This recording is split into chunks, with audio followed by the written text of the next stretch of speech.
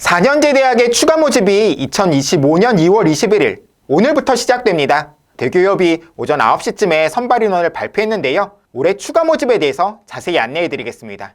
먼저 추가 모집이라는 건 정시 이후에도 계획한 인원을 다 뽑지 못한 대학들이 있고요. 이 대학들이 일정 기간 동안 신입생을 추가로 모집하는 절차입니다. 지방대에서만 선발하는 게 아니고요. 서울 지역의 선호도 높은 대학들도 선발하고 의대에서도 선발합니다. 참고로 추가 모집 기간에도 등록을 포기하는 학생들이 나오기 때문에 실제 선발 인원은 26일 9시까지 매일 업데이트가 될 건데요. 오늘 말씀드리는 자료는 21일 오전 9시에 대교협에 올라온 자료를 바탕으로 말씀드릴 겁니다. 자, 그런데 누구나 다 추가 모집에 지원할 수 있는 건 아니기 때문에 지원 자격을 살펴봐야 됩니다. 수시 같은 경우에는 정시랑 동일하게 일반 대학이든 전문대든 합격한 사실이 있는 경우에는 추가 모집에 지원할 수 없습니다. 오직 수시에 불합격했던 학생만 지원할 수 있어요.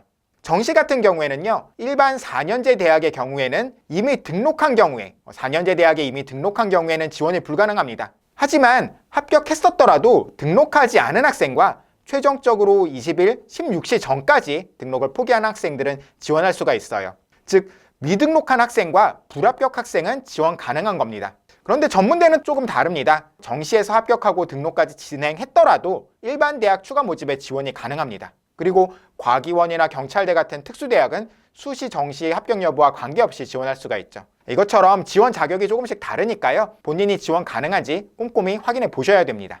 이 추가 모집은 경쟁률이 매우 높습니다. 지원 횟수 제한이 없기 때문인데요. 수시는 6장, 정시는 3장 이렇게 지원 횟수가 제한되지만 추가 모집은 무제한으로 지원이 가능하죠. 동일 대학 다른 학과에 중복 지원이 불가능한 경우가 많으니까 이 부분은 유의하셔야 되는 부분이고요. 아무튼 작년 경쟁률을 보면 서울 소재 대학들은 100대 1이 넘는 경쟁률을 기록한 대학들이 많았습니다. 서울시립대 같은 경우에는 349대 1이라는 어마어마한 경쟁률을 보였죠.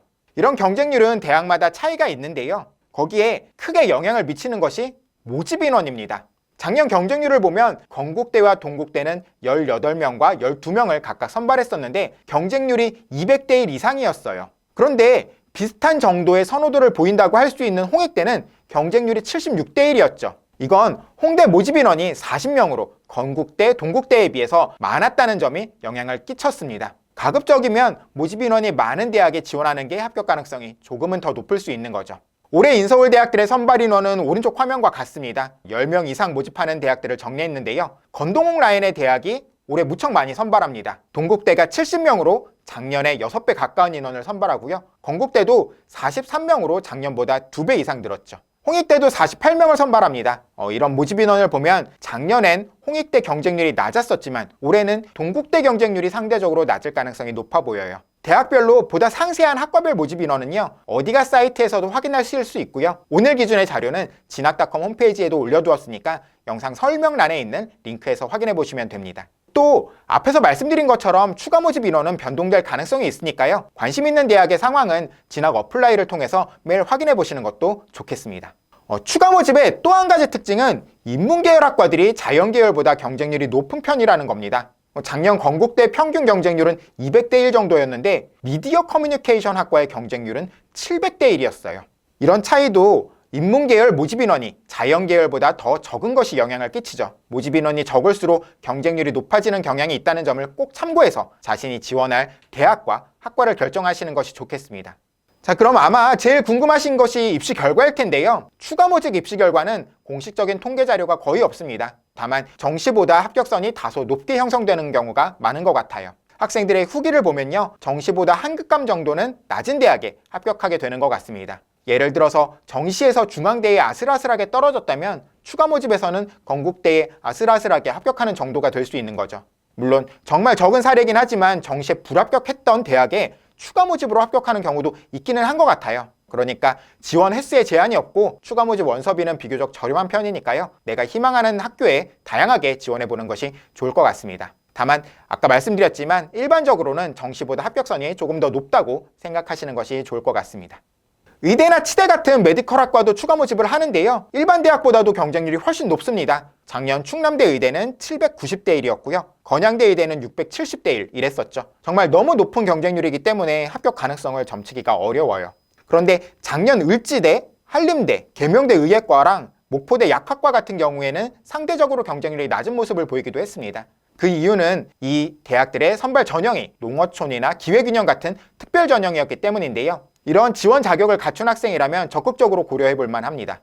올해 의대 추가 모집 인원을 정리한 내용인데요. 의대는 모집 인원이 작년보다 2명 늘었습니다. 10명을 선발하는데요. 가톨릭 관동대가 2명을 선발하죠. 아마 경쟁률이 다른 대학들에 비해서는 조금 낮을 것 같아요. 그리고 인하대는 농어촌 전형에서 1명을 선발합니다. 아무래도 여기도 경쟁률이 상대적으로는 낮겠죠. 대구 한의대 같은 경우에는 한의학과를 농어촌에서 1명 선발하고요. 우석대는 기회균형 전형으로 약학 2명, 전북대는 수의회를 농어촌으로 1명 선발하기도 한다는 점을 참고하시면 좋겠습니다. 이 의대 말고도 치대는 경북대와 단국대가 선발하고요. 한의대는 대구 한의대 농어촌과 상지대가, 수의대는 건국대와 전북대 농어촌, 약학은 8개 대학이 11명을 선발합니다. 구체적으로 여기 적진 않았지만 첨부한 링크에 엑셀 파일을 확인해 보시면 좋을 것 같아요. 내용이 많으니까요. 컨트롤 F키를 사용해서 관심 대학이나 학과를 검색하면 조금 더 빠르게 찾으실 수 있을 겁니다.